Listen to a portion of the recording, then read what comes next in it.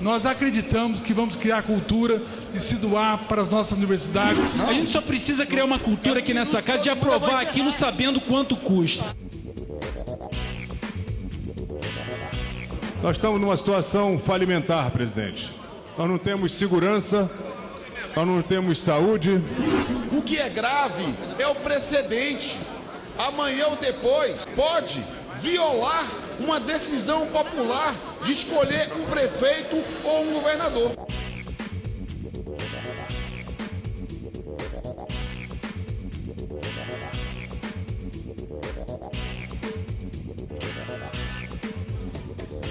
Em uma semana de intensas votações no plenário, uma das propostas aprovadas foi a medida provisória que autoriza a criação de fundos patrimoniais.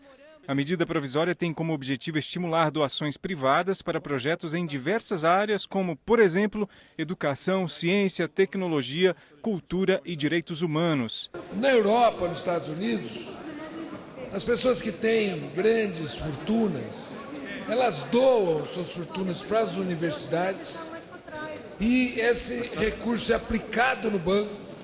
E o resultado da aplicação vai de maneira perene financiar as universidades, os centros de pesquisa, os centros de apoio, os hospitais, etc. Isso é, você cria um mecanismo perene de financiamento. Harvard tem um fundo patrimonial vinculado de 30 bilhões de dólares. E isso amplia os investimentos públicos nas universidades. A grande preocupação, e eu acho que é possível aperfeiçoar, mas o pessoal tem debatido, é uma empresa financia, e a gente fala aqui a proposta bonita de câncer de crianças, legal. Mas se uma empresa tem interesse, por exemplo, na produção de certos defensivos, aí já não é tão tranquilo. Então, quais são os mecanismos para que o interesse público esteja acima?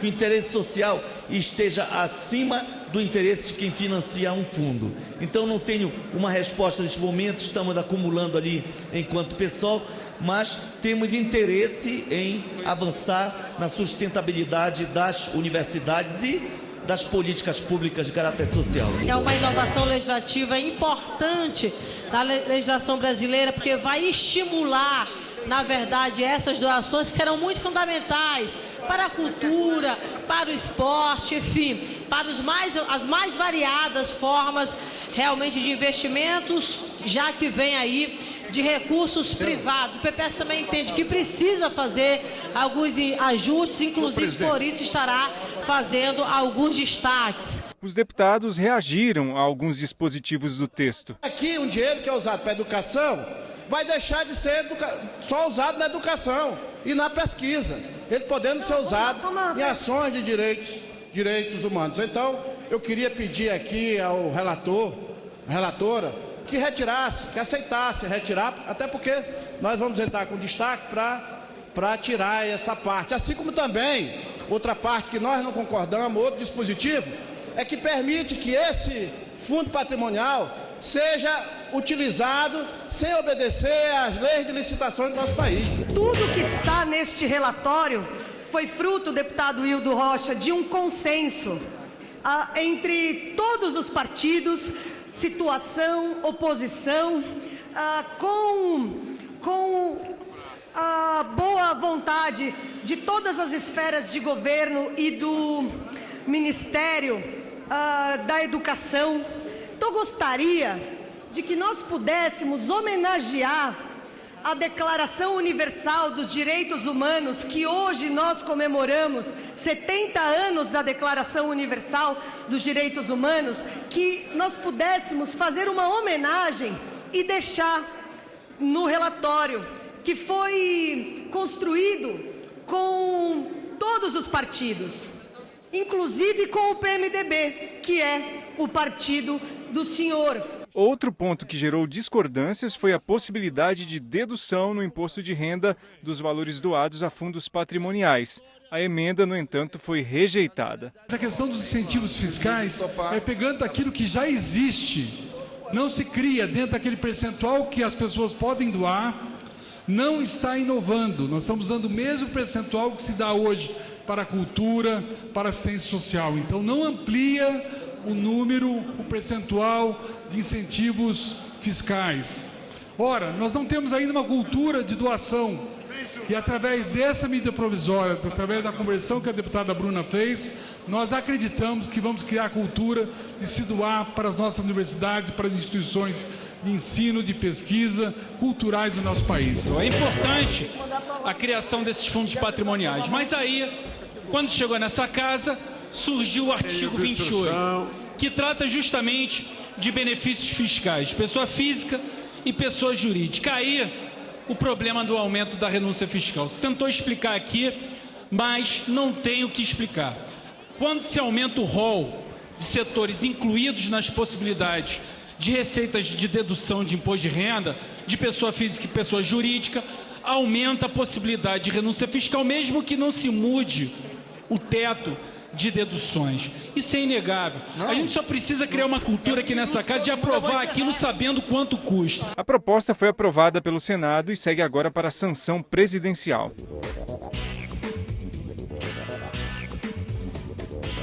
O plenário da Câmara aprovou também o decreto que autoriza a intervenção federal no estado de Roraima. Os deputados contrários à medida argumentavam que a intervenção abre um grave precedente, uma vez que outros estados também enfrentam problemas nas contas públicas e na segurança.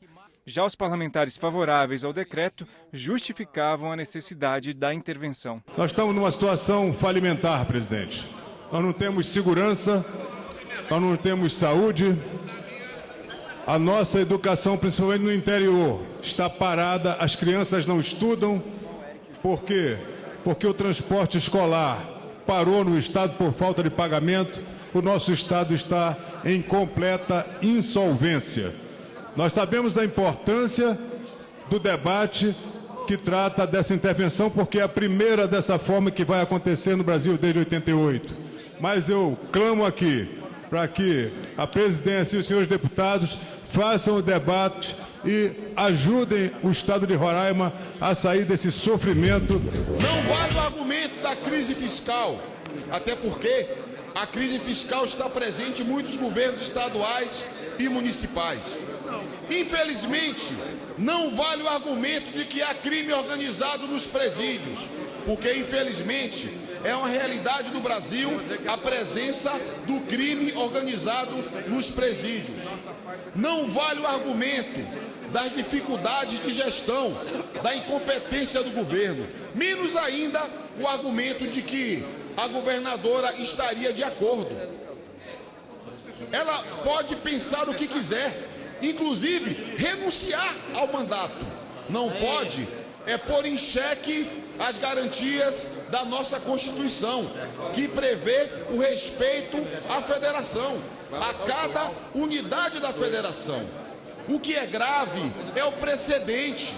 Amanhã ou depois, a decisão monocrática de um presidente, ratificado por uma maioria eventual do parlamento, pode violar uma decisão popular de escolher um prefeito ou um governador.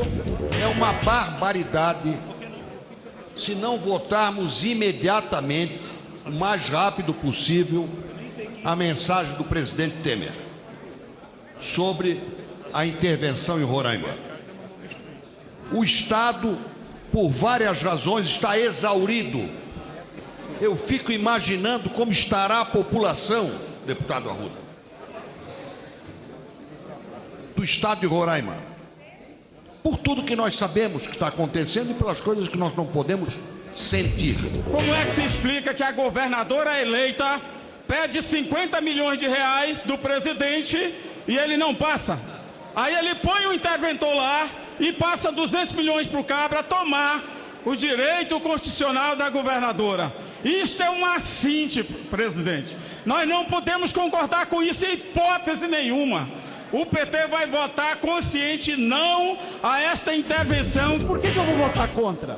Porque o senhor já imaginou se essa moda pega? Cada estado, cada município que tiver uma administração caótica e que não conseguir administrar o estado e atrasar pagamento, a União tiver que socorrer, então é muito complicado isso. Esse é um precedente perigoso, não institucional, mas de ordem de gestão. Um estado tem que ter responsabilidade na sua gestão. Por isso, eu vou votar contra a intervenção. A questão de Roraima, senhoras e senhores deputados, não é apenas a questão da segurança pública, não é apenas a questão do pagamento dos servidores daquele estado, vai muito além. Os senhores aqui não sabem que o estado de Roraima fechou todas as escolas do interior do estado no mês de junho. Eu vi aqui muito deputado falar que uma medida provisória serviria para resolver o problema da folha de pagamentos. Esses meus colegas deputados se esqueceram que a Constituição também proíbe a transferência da União para estados e municípios para fazer frente ao pagamento de servidores. Portanto, a única alternativa para restabelecer a ordem no meu estado foi a intervenção. Os deputados aprovaram ainda projeto que prorroga incentivos fiscais para empresas instaladas nas áreas de atuação das Superintendências do Desenvolvimento da Amazônia, Sudã, do Nordeste, Sudene e do Centro-Oeste, Sudeco. A previsão é que a prorrogação gere uma renúncia fiscal de mais de 9 bilhões de reais. A proposta gerou muitos debates em função das críticas de que se tratava de uma pauta bomba. Ao final dessa legislação, esta casa, os líderes dessa casa e os parlamentares que concordarem em votar essa bomba atômica para as contas públicas, com certeza ficarão maculados.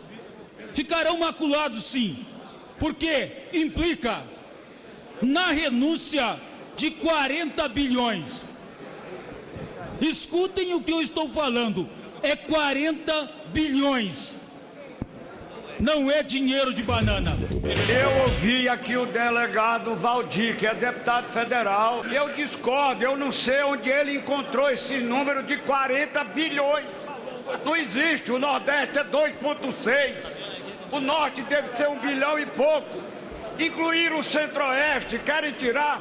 Estamos de acordo, porque não estava na lei anterior e não tem, como disse aqui o Valdernei, na LDO previsão para o Centro-Oeste. Mas para o Norte e Nordeste existe previsão.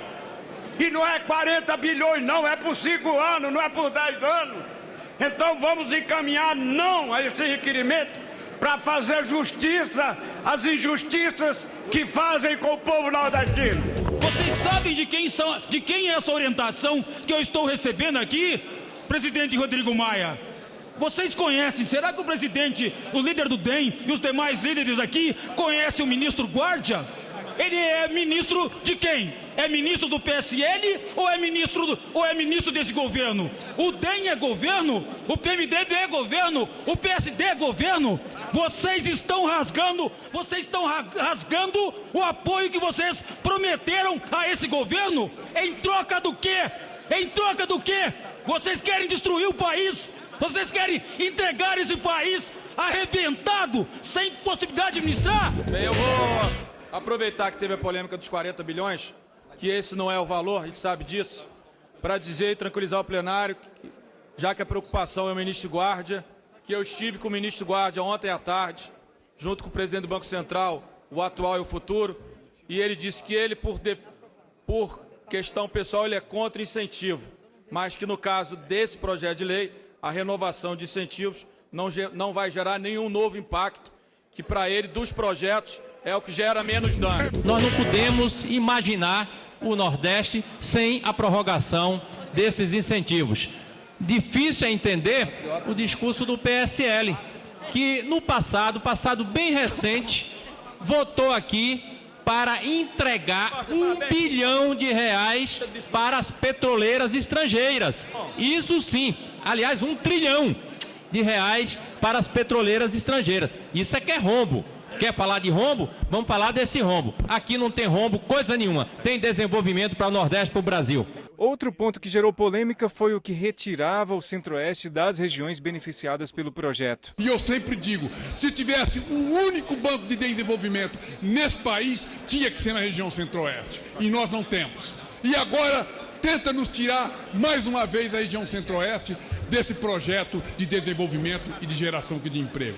Portanto, senhor presidente, ou inclui novamente, e nós estamos fazendo um apelo ao relator, vamos acreditar na sensibilidade dele, que ele possa fazer esse projeto que seja bom para todo o país.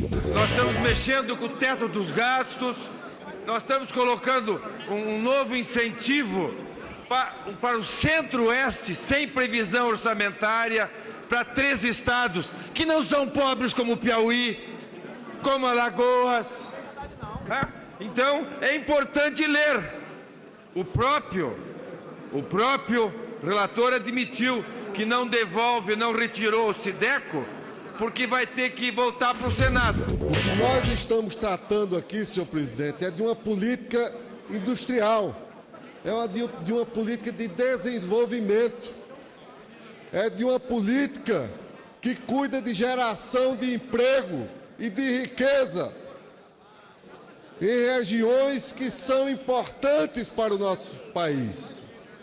Por essa razão é que nós estamos aqui tratando desta prorrogação. Por isso que nós estamos aqui recomendando com responsabilidade, não gerando impacto fiscal, mas apenas cumprindo aquilo que já está na LDO. Isso não é uma pauta bomba, muito pelo contrário.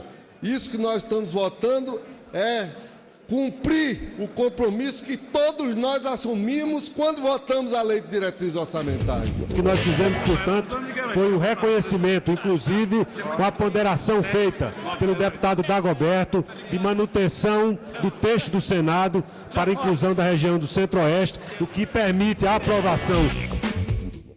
Uma homenagem aos 70 anos da assinatura de um dos pactos mais relevantes do mundo para toda a humanidade, que é a Declaração Universal dos Direitos Humanos, que às 23h53 do dia 10 de dezembro de 48, foi aprovada em Paris em tempos conturbados, nos quais o mundo padecia dos efeitos nocivos da Segunda Guerra Mundial. Temas de interesse nacional debatidos em plenário, a reação e propostas dos deputados, fatos e opiniões. Embrapa é uma empresa que o que produziu e que produz nos seus campos alimenta o mundo, gera riqueza, traz oportunidade para os brasileiros e ao mesmo tempo com muita responsabilidade ambiental.